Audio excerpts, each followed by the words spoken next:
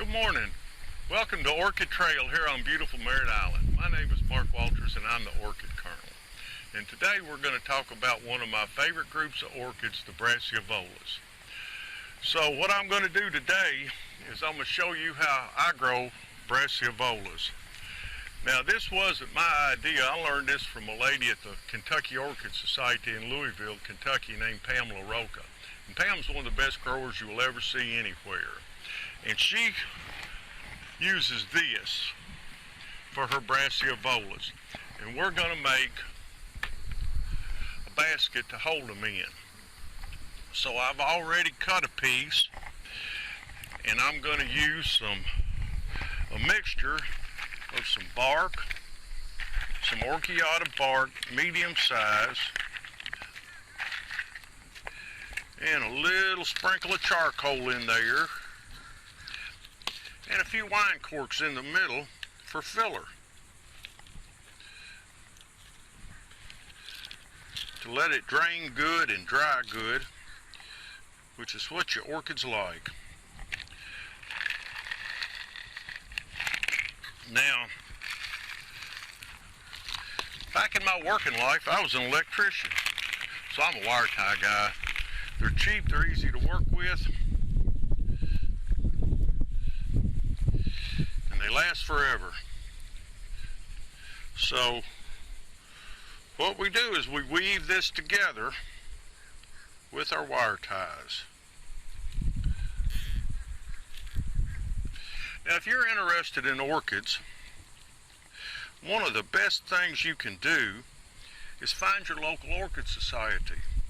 There will be a lot of really nice people, and you can see how they grow, and they'll help you, they'll answer your questions.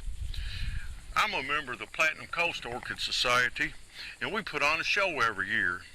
And it's a lot of work, but it's really fun and a learning experience. Get to see the vendors and the judges, see how everybody grows. It's a lot of fun for me. So you lace this guy up,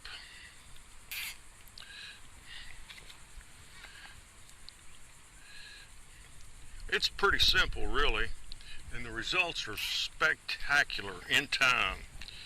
You know, that's one thing orchids do. They're like your kids, they teach you patience.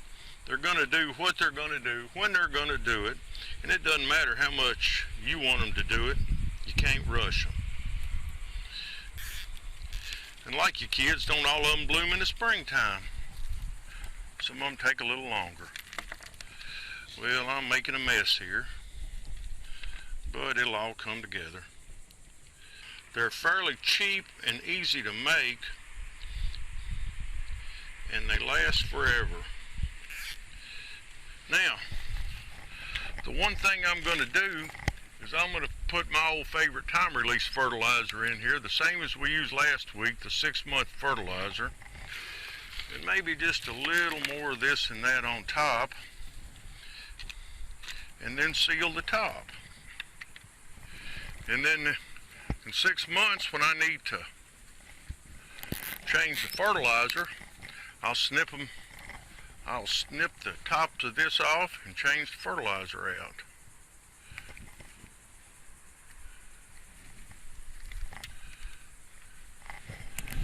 Whoops. Sometimes you need 3 hands.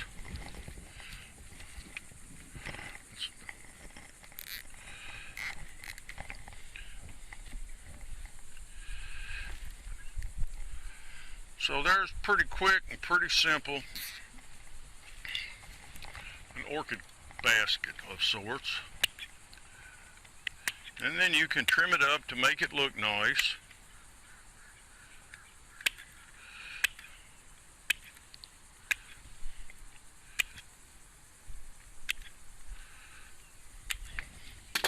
And I have here an orchid species called Brassavola grandiflora, and they're from Central and South America. There's like 21 species of Brassavolas, and they grow from southern Mexico down into South America, and they grow also in the Caribbean. and they are used in all kinds of hybridizing. Everything you see that was a BLC that's now an RLC has Brassavola in it. And the coolest thing about the species is they're night fragrant. They're not the biggest blooms, and they're not the flashiest blooms. But when the sun goes down, they smell so good that you won't believe it. One of my favorites is the Lady of the Night orchid, or Brassavola nodosa, and it is sweet as perfume.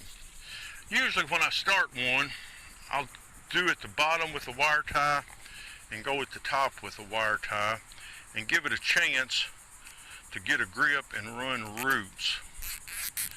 Now when and see, there's the whole thing finished, and it won't take it long.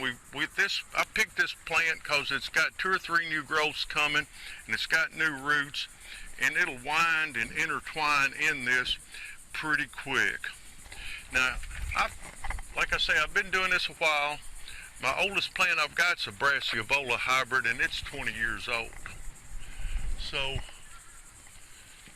this is one from home, and it's a grandiflora also, and it's been in here about 3 months, and you can see the roots are starting around and through.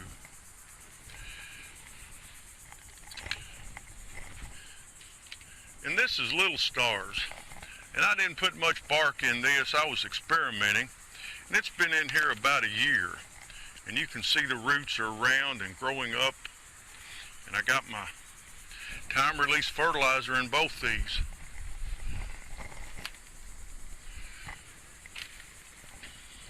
Now this is one of my favorites. It's Brassavola Perrinii. My brother-in-law John Wolford gave me this years ago. It originally came from Hoosier Orchids in Indiana, and it really puts on a show in the springtime. It must have had 100 blooms on it this year, and you can see how intertwined and well grown it is. And there's the tag, and there's the time release fertilizer.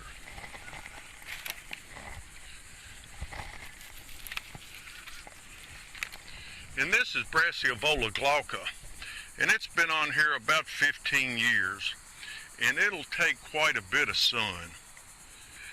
And it bloomed this January. It had 6 blooms on it, great big single blooms, and it smells so good. We brought it in at night, and it smelled the whole bedroom up. And you can see it. It's very happy there, and they'll take a fair amount of sun. They'll take morning sun.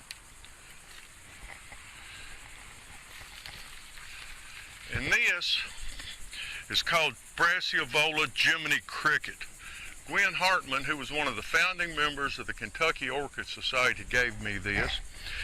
And I had it in a pot, and I set the pot next to this, and it grew right up. And then when it got started, I snipped it off. And it's a good 15 years old. Now, we know orchids are pollinated by a certain insect, and each species has their own pollinator.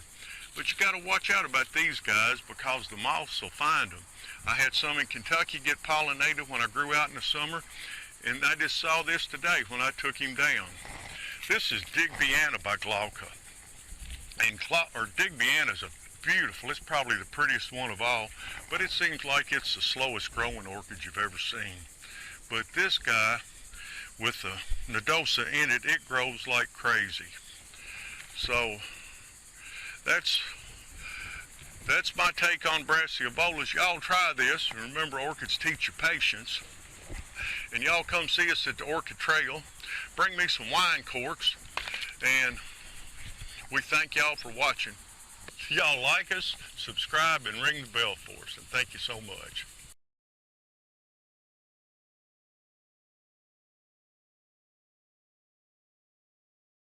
Orchid Colonel, I have a question for you. Certainly. So I hear that the Brassavola variety has a fantastic fragrance, and why does it only smell at night? Brassavolas are mostly pollinated by a moth, and moths are the nighttime butterflies. They're mostly white to reflect the moonlight, and they are fragrant to draw the moth into the smell if it's not a moonlit night.